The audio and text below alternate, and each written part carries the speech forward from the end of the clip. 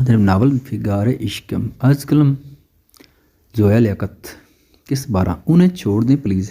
वो उसे मारने के करीब था जब वो कानों पर हाथ देते हुए सिसक कर बोली थी। उसे छोड़ते हुए सपाट नज़रों से उसे देखते वो सहमी हुई लड़की तक आया। वो रो रही थी। आप जो बोलेंगे मैं वही करूँगी, मगर उस बच्ची को जाने दें प्लीज़। वो मेरी जिम्मेदारी थी। मैं उसे अपनी मनहूस किस्मत में नहीं झोंक सकती। वो मासूम है, प्लीज़ उसे जाने दें। मैं आपके आगे हाथ जोड़ती हूँ, मुझे बेशक मार दें मगर उसे जाने दें। सिसकते हुए वो उसके सामने हाथ जोड़ चुके थे। निकाह करेंगे आप? वो संजीदगी से गोया हुआ था। आप जैसा कहेंगे वैसा करूँगी। दोनों हाथ होंठ पर रखती हुई वो सिसकी को रोकने की कोशिश कर थी। काजी को बुलाओ। वो उठते हुए पीछे खड़े आदमियों से मुखातिब हुआ था जो अब तक उस बात को मजाक समझ रहे थे। उसकी बात पर हैरान और परेशान हुए थे।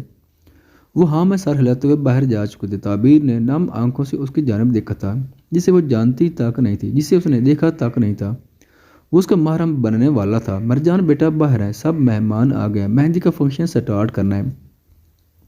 कशमला बेगम ने दरवाजे पर दस्तक देते हुए कहा। वो तीसरी बार दरवाज़ा बजा चुकी थी। मुझे आपके बेतुके फंक्शन में कोई इंटरेस्ट नहीं। आप अच्छे से जानते हैं ये सब सिर्फ प्रॉपर्टी के लिए कारण। बात निकाह तक हुई थी। उससे ज़्यादा की उम्मीदें मुझसे वाबस्ता मत करें डियरेस्ट मॉम। कशमला ने आंखें घुमाकर बंद दरवाजे को देखा। मगर बेटा मैं मेहमानों से क्या कहूँगी? कशमला बेगम ने मुंह बसोरते हुए कहा। यही कि मुझे इस बेतुके फंक्शन में कोई इंटरेस्ट नहीं। कश्मीला बेगम मुंह बनाते हुए वहाँ से चली गई थी। उसके साथ बहस फजूल थी। मम्मा अमरजान कहाँ है? जोनी ने कश्मीला बेगम को देखते हुए पूछा। बेटा उसकी तबीयत ठीक नहीं, वो फंक्शन अटेंड नहीं कर पाएगा। कश्मीला बेगम ने मोहब्बत भरे लहजे में कहकर उसके सर पर हाथ फेरा। क्या हुआ है उसे? मैं उसे लेकर आती हूँ। नहीं नहीं बच्चे, आप मेहंदी लगवा लो आराम से, बाद में जाकर मेल लेना, वो अभी सो रहा होगा। कश्मीला बेगम ने मुस्कुराते हुए कहा। जूनी ने अफसुर्दगी से हाँ में सर हिलाया था। ये हरब भाई कहाँ सो गए हैं जाकर? दायम ने पूरे मैंशन में नजरें घुमाई थी मगर उसे वो नजर नहीं आया था। अरे देख कर। निशाल ने पीछे मुड़कर उसे देखा। वो हाथ में उसका लहंगा संभाले खड़ा था। अभी गिर जाती मोटी बिल्ली। नजम ने मुस्कुरा कर कहा। ही तो तुम पकड़ लेते ना मोटे बिल्ले। उसके हाथ से लहंगा छीनते हुए वो मुंह का डिज़ाइन बनाकर बोली। मैं तुम्हें कैसे पकड़ सकता हूँ? हाँ तुम मुझे पकड़ सकती हो, नजम ने शरारत से कहा, जिस पर वो मुंह फुलाती हुई वहां से चली गई थी। नदीम रुके प्लीज। वो संजीदगी से रुका था। याले भारी लहंगा संभालती हुई जल्दी से उसकी जानिब बढ़ी। जब लहंगा उसके पैर के नीचे आ गया, इससे पहले वो गिरती नदीम उसे कंधों से थाम चुका था। दोनों की आंखें कुछ देर के लिए मिली थी। वो संजीदगी से उसे सीधा ठहराता हुआ उसे कुछ कदम पीछे हुआ था। मामा ने दिन को जो कुछ भी कहा वो उन्होंने ठीक कहा। मैम आप जानती हैं मैं एक गुलाम हूँ। इस घर के एक एक फर्द का मुझ पर एहसान है। खुदा के वास्ते आप दूर रहें मुझसे। मैं आपके सामने हाथ जोड़कर कहता हूँ इस गुलाम को अपनी असल औकात में रहने दें। वो साद लहजे में कहते हुए जानने के लिए मुड़ गया था। गुलाम नहीं हो नदीम, भाई के लिए, हमारे लिए, अपनी फैमिली की तरह हो। और क्यों अपनी औकात को नीचा गिराकर पेश कर रहे हैं? क्या हम नहीं जानते आपका ताल्लुक कहाँ से? आप किसी रॉयल फैमिली से काम नहीं है हमारी तरह। वो धीरे से बोली। उसका हाथ थामते हुए मैं महज एक नौकर हूँ, उस नौकर को अपनी औकात में रहने दें। वो हाथ जोड़कर माजरत करता हुआ वहाँ से जा चुका था। याले को अश्क बार छोड़कर ये पहन लो। उसने घबराते हुए उस बैग की तरफ देखा जो आदमी उसकी तरफ उछाल चुका था। वो धीरे से बैग से सुर्ख भारी लहंगा निकालते हुए कूफा से उस आदमी की तरफ देखते हुए बैग को दूर फेंक चुकी थी। चुपचाप बात मान लो लड़की, तुम अच्छे से जानती हो बच्ची अब भी हमारे पास है। आदमी की बात सुनते हुए वो नफरत से लहंगा उठा चुकी थी। आदमी कमरे से बाहर जा चुका था। वो सुर्ख आंखों के साथ लहंगे को मुट्ठी में भींगती हुई दिल ही दिल में कुर्ब से चीखी थी। तबीब यूं कोशिश ना कर, तुझे क्या खबर मेरे मर्ज की। तू इश्क कर, फिर चोट खा, फिर लिख दवा मेरे दर्द की। वो भारी सुर्ख लहंगा संभालते हुए दो आदमियों के साथ अंदर दाखिल हुई थी। आंखें रो रो कर सूजी हुई थी, यहाँ तक कि आंसू खुश्क हो गए थे, मगर वो अब भी रो रही थी। आंखों में होती जलन के साथ भी वो मुसलसल रोना चाहती थी। लड़खड़ाते बोझल कदमों के साथ वो अंधेरे कमरे में, जिसमें महज हल्की सी सुर्ख रोशनी थी, डगमगाते कदमों के साथ सोफे पर ढह सी गई थी। आज उसके लिए सब खत्म होने के करीब था। वो सपाट नजरों के साथ उसका उदास मुरझाया चेहरा देख चुका था, मगर उसे बिल्कुल फर्क नहीं पड़ रहा था। हमारी वजह से बहुत कुछ गलत हो गया। इस बच्चे के साथ कुछ गलत नहीं होने देंगे। हम खुद को कभी मुआफ़ नहीं कर पाएंगे, कभी नहीं। मगर आज तक ये नहीं समझ पाए किस गुनाह की सज़ा भुगत रहे हैं हम। क्यों हमारी मामूली ज़िंदगी में सुकून का एक पल मुयस्सर नहीं। मौत भी मांगते हैं तो वो रूठ कर मुंह फेर लेती है। आखिर इतनी सज़ा किस गुनाह की, किस जुर्म की पादाश में इतना सब भुगतना पड़ रहा है हमें? اتنا کٹھن امتحان، اتنی مشکل زندگی، کب پیار میسر آئے گا ہمیں، کب کوچ کر جائے گی ہماری روح اس فانی دنیا سے؟ بیٹا بولے کیا آپ کو یہ نکاح قبول ہے؟ قاضی صاحب نے تیسری بار پوچھا تھا۔ وہ سوچوں کے سمندر سے باہر آئی تھی، وہ دنیا جہاں سے غافل اپنے سوچوں میں غرق تھی، کچھ نہیں سن پائی تھی۔ وہ قبول ہے، وہ مردہ سی آواز میں بولی تھی۔ ایسا کیسے کر سکتے ہیں ہم جسے ہم جانتے تک نہیں، اس کے ساتھ نکاح کیسے کر سکتے ہیں؟ کیا یہی ہماری قسمت تھی؟ کیا یہی ہمارا مستقبل ہے؟ وہ کیا کرے گا ہمارے ساتھ؟ ہم زندہ رہیں گے بھی یا نہیں؟ کیا آپ کو یہ نکاح قبول ہے؟ قبول ہے؟ اس کی بھاری گمبھیر آواز تعبیر کے کانوں میں پڑی تھی۔ وہ لب بھینتی ہوئی نکلتی سسکی کو روکنے کے لیے منہ پر ہاتھ رکھ گئی تھی۔ اس کا دستخط دیکھے بغیر وہ کانپتے ہاتھوں کے ساتھ نکاح نامے پر دستخط کر چکی تھی۔ نکاح ہو چکا تھا۔ ایک آدمی فون پر ریکارڈ کرنے کے بعد فون اس کی طرف بڑھا چکا تھا۔ وہ فون لیتے ہوئے اٹھا تھا۔ اس بچی کو واپس چھوڑ کر اور خیال رہے اسے ذرا سے بھی چوٹ نہیں آنی چاہیے، وہ جاتے ہوئے سنجیدگی سے بولا تھا۔ تعبیر نے سرد آہ بھرتے ہوئے اس کی پرچھائی کو کمرے سے جاتے دیکھا تھا۔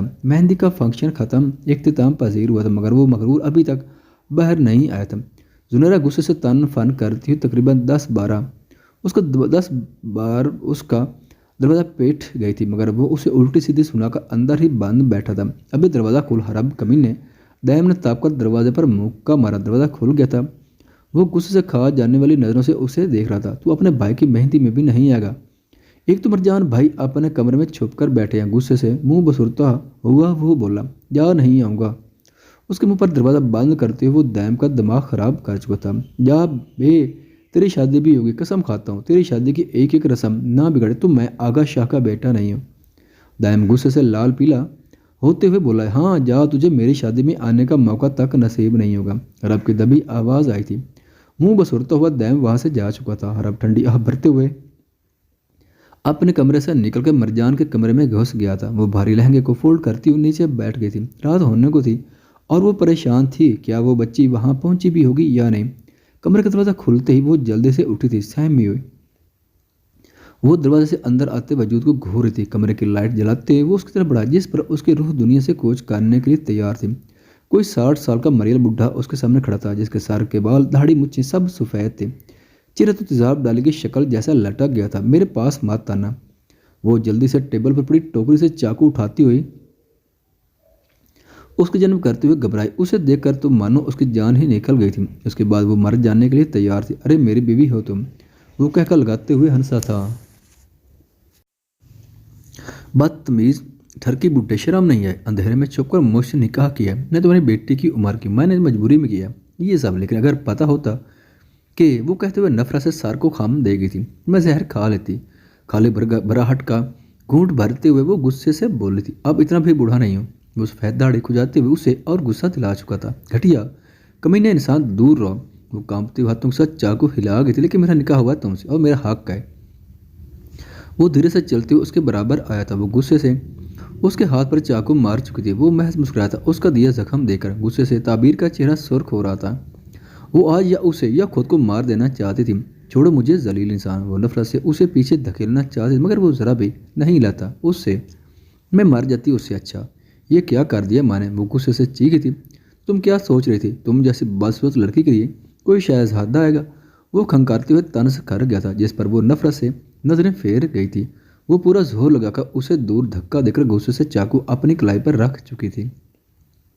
ہم آج خود کو ہی ختم کر دیں گے۔ کلائی سے نکلتے خون کو دیکھ کر وہ سنجیدہ ہوا تھا۔ رکو، وہ گمبھیر آواز میں بولا تھا۔ اس کی یکدم بدلی آواز پر تعبیر نے حیرانگی سے اسے گھورا تھا۔ وہ آنکھوں سے لینس نکالتے ہوئے نیچے پھینکتا ہوا اس کے قریب آیا تھا۔ تعبیر کا دل شدت سے دھڑکا تھا۔ وہی مسحور کر دینے والی ہجر گرے حسین آنکھیں، کافی ہے، یہ کچھ اور دیکھنا پسند کرو گی؟ دھیرے سے کہتا ہوا وہ اس کا دل دھڑکا گیا تھا۔ نظروں سے اسے مسحور کرتے ہوئے اس کے ہاتھ سے دھیرے سے چاقو لے کر دور پھینک چکا تھا۔ کون؟ وہ گھبرائی اسے سر سے پاؤں تک گھور گئی تھی۔ وہ ٹھنڈی آہ بھرتے ہوئے چہرے سے پلاسٹک کی مصنوعی جلد اکھاڑ رہا تھا۔ تعبیر منہ پر ہاتھ رکھے حیرت، غصے اور خوف سے اسے دیکھ رہی تھی۔ وہ اپنے اصل روم میں آ کر سنجیدگی سے اس کی جانب دیکھ گیا تھا، جو دل میں اس بڈھے سے بچ جانے پر پہلے تو خوش ہوئی، مگر جلد ہی غصے سے ابل پڑی تھی۔ ہمت کیسی ہوئی ہم سے جھوٹ بولنے کی؟ اسے خود سے دور کرتے ہوئے وہ غصے سے بولی تھی، جبکہ وہ تو بے سختہ اسے محبت سے دیکھ رہا تھا۔ ہم کبھی معاف نہیں کریں گے، بہت بڑا جھوٹ بولا ہے آپ نے ہم سے، وہ روتے ہوئے بولی تھی۔ وہ سپاٹ نظروں سے اسے دیکھ رہا تھا۔ یہ کیا کر رہے ہو تم؟ آدمی جو فریج میں گلاس رکھ رہا تھا فوراً گھبرا کر پیچھے دیکھ گیا تھا۔ تم کس سے پوچھ کر یہاں شراب لائے ہو؟ اپنے لیے سر، تمہیں چھوڑیں گے نہیں۔ دوسرے آدمی نے اسے پہلے وارننگ دی تھی۔ وہ گھبراتے ہوئے منہ میں باقی گھونٹ بھر کر فریج سے گلاس اٹھا چکا تھا۔ سر نے جوس منگوایا ہے، جا کر دے کر آؤ، دوسرا آدمی کہتا ہوا وہاں سے چلا گیا تھا۔ جوس چاہیے؟ اچھا، وہ نشے سے مست ہوتے ہوئے بولا۔ فریج سے جوس نکال کر ایک خالی گلاس اٹھا لایا تھا۔ اپنے گلاس میں جوس ڈالتے ہوئے وہ شراب اور جوس مکس کر چکا تھا۔ اب نہیں نظر آئے گی، وہ ہنستے ہوئے گلاس کو دیکھ کر بولا۔ ادھر بات سنو۔ دوسرے گلاس میں جوس بھرتا ہوا وہ پیچھے آدمی کے بلانے پر جلدی سے اس کے پاس گیا تھا۔ جا کر سر کے لیے کار ریڈی کرواؤ، جوس میں بھجوا دوں گا۔ وہ ہاں میں سر ہلاتا ہوا وہاں سے جا چکا تھا، جبکہ دوسرا آدمی گلاس میں کنفیوز ہو کر ڈرنک کا گلاس لے کر دینے چلا گیا تھا۔ دروازے پر ناک کر کے اندر داخل ہوتا ہوا وہ جوس کا گلاس اسے تھما کر واپس لوٹ آیا تھا۔ ہم ہرگز نہیں پئیں گے۔ وہ غصے سے اس کا ہاتھ جھٹک گئی تھی۔ میرے پاس اور بھی بہت طریقے ہیں جن سے تم واقف ہو، وہ مصنوعی سختی سے گویا ہوا، جس پر وہ گھبرا کر غصے سے گلاس لیتے ہوئے ایک گھونٹ بھر کر منہ کا زاویہ بگاڑ گئی تھی۔ ڈرامہ بند کرو، پیو فوراً۔ وہ اسے آنکھیں دکھا گیا تھا جس پر وہ کڑوے گھونٹ بھرتی ہوئی آدھا گلاس پی گئی تھی۔ وہ سنجیدگی سے گہری سوچ میں ڈوبا اسے معافی مانگنے کے الفاظ تلاش رہا تھا، جبکہ تعبیر کو آنکھوں کے سامنے سب گھومتا ہوا نظر آنے لگا تھا۔ میں جانتا ہوں میں نے اب تک تمہارے ساتھ بہت غلط، مشکل سے اس نے چند الفاظ ہی بولے تھے جب اس کے اچانک کہے کا مارنے پر وہ پریشانی سے اس کی طرف دیکھ گیا تھا۔ وہ منہ پر ہاتھ رکھتی ہوئی لوٹ پوٹ ہو کر ہنس رہی تھی۔ کیا ہوا ہے؟ وہ اسے کندھوں سے تھامتے ہوئے پریشانی سے گویا ہوا تھا۔ یہ ہوا ہے مسٹر سڑو۔ وہ پاس پڑا ہوا جوس کا آدھا گلاس اس کے سر پر انڈیل کر زور سے ہنسی تھی۔ سر سے ٹپکتا ہوا جوس چہرے پر بہتا ہوا وہ سنجیدگی سے اس پاگل لڑکی کو دیکھ گیا تھا جس کا دماغ خراب ہو چکا تھا۔ خواتین و حضرات، ویڈیو دیکھنے کا شکریہ۔